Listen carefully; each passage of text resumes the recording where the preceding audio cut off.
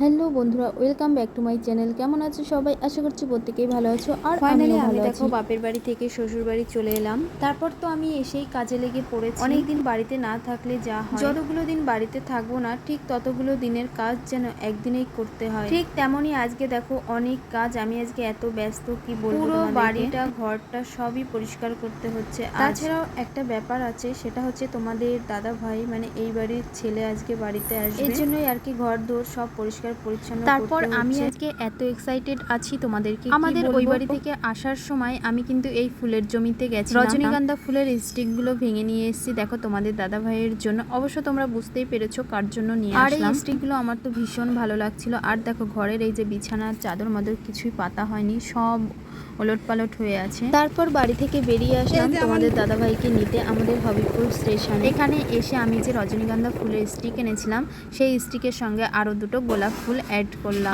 আর রজনীগন্ধা স্টিকের সঙ্গে গোলাপ ফুল দিয়ে যেন ফুলের তোড়াটা এত সুন্দর লাগছিল। এখানে আমি খুব তাড়াহুড়োর মধ্যে ফুলের তোড়া নিতে নিতে দেখো ট্রেন ঢুকে গেছিল।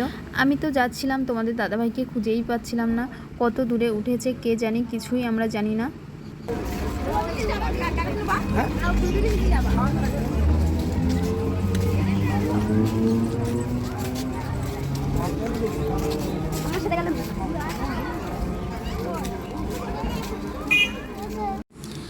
আর আজকে আমি ভীষণ খুশি ছিলাম, খুব এক্সাইটেড ছিলাম। তোমরা বুঝতেই পারছো আমি কতটা খুশি। আর সব থেকে বড় কথা যে ওখানে যুদ্ধ হয়েছিল তখন আমি কিন্তু খুব টেনশানে ছিলাম। আমি কেন, আমরা সবাই খুবই টেনশানে ছিলাম।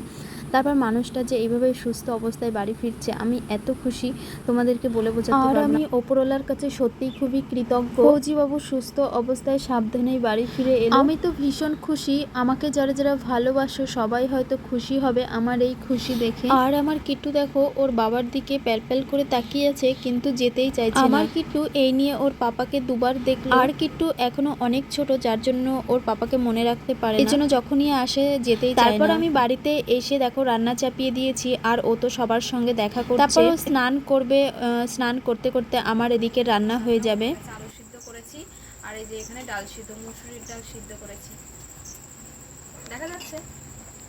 এই তোমাদের দাদা ভাইকে দিয়েছি আলু সিদ্ধ মাখাতে। দেখো ওর মধ্যে তেল দেবো, পেছন পেছন না, এদিকে আগাও, এদিকে আগাও।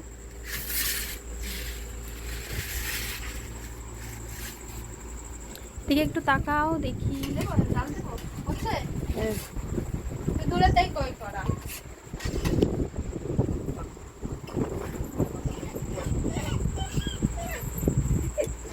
তারপর দেখো ওর খাওয়া শেষ হলে আমিও খেয়ে নিলাম। তারপর ওর যা ব্যাগপত্র ছিল এখানে এসে ও ঢেলে মেলে একাকার করেছে, সেগুলো একটু গোছাচ্ছিলাম রাতে।